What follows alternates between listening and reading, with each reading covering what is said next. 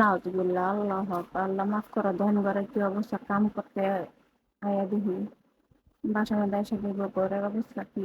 এই দেখেন আমার ভাই আমার মা পুরা গৌড়ের মতো করে আছে। এই যে দেখেন মুন্না কাইটে ফেলাইছে আমার বিড়ারে, টাইনা ছিঁড়ে ফেলাইছে। ওখানে দেখেন তার বাচ্চাদের কাছে গিয়ে ঘুমাইতেছে। আর এই যে আমার বোন বারবার দেখাইতেছে এইটার দাম কত বা এটা কি নতুন আনছে এটা, বারবার হ্যাঁ হাত দিয়ে দেখাইতেছে। আমার বোন ছোট বোনের ভীষণ খুশি। আর ওই দেখেন আমার আম্মু বসে আছে, আমার ভাই বসে আছে। আর ঘরের অবস্থা দেখে আর মনে করেন খিদা মরে গেছে, খিদা নাই। এর আগে পেটের মধ্যে মরা ইন্দুরের ডিজে ডান্স করছে খিদার বেলা।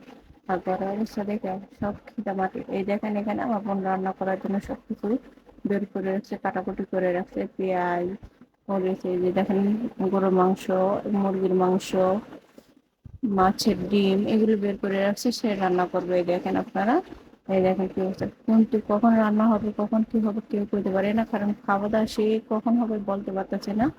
কারণ এখন থেকে